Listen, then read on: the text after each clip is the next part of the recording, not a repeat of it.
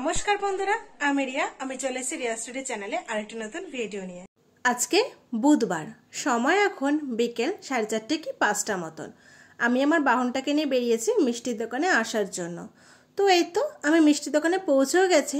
আজকে অক্ষয় তৃতীয়া, তাই ভাবলাম বছরের এই শুভ দিনে ঠাকুরের জন্য একটু মিষ্টি নেওয়াই যাক। আর এসে দেখলাম মিষ্টি দোকানেও পুজো হয়েছে, সাথে অনেক মিষ্টির প্যাকেটও করছে। হয়তো কোনো দোকানের অক্ষয় তৃতীয়ার অর্ডার আছে তার। ঠাকুরের জন্য একটু মিষ্টি নিয়ে তারপরে আমি বাড়িতেও চলে এসেছি।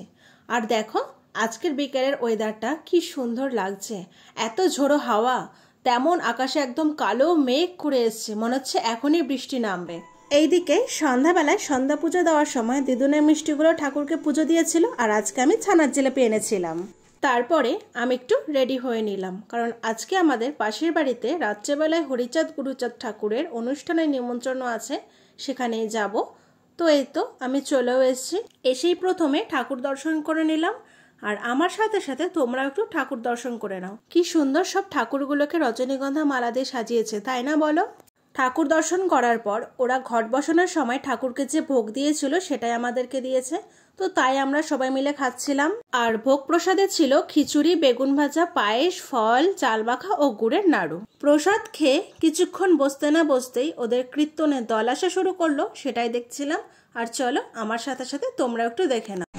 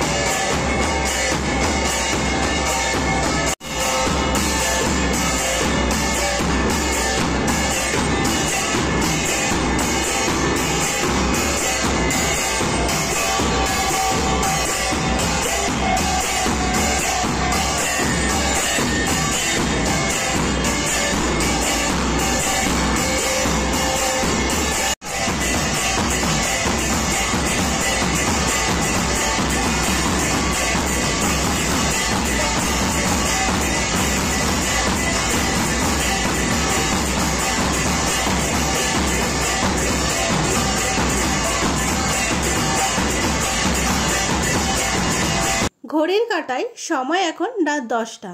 কিছুক্ষণ ঠাকুরের অনুষ্ঠান দেখে এখন খেতে বসলাম। প্রথমে দিল চিড়ে মাখা আর তার সাথে ছিল কিছু ফল প্রসাদ। তারপরে দিয়ে দিল সাদা ভাত, সাথে ছিল ভেজ ডাল আর আলু চিপস। তারপরে দিয়ে দিল সোয়াবিন আলু পটলের তরকারি, সাথে ছিল আমের চাটনি আর সবশেষে দিল পায়েস। তারপরে প্রসাদ খেয়ে বাড়ির দিকে রওনা দিলাম। তো গাইস, আজকের ভিডিওটা এই পর্যন্ত। যদি তোমাদের ভালো লাগে লাইক কমেন্ট শেয়ার করে দিও, আর আমার চ্যানেল নতুন হয়ে থাকলে চ্যানেলটাকে সাবস্ক্রাইব করে দিও।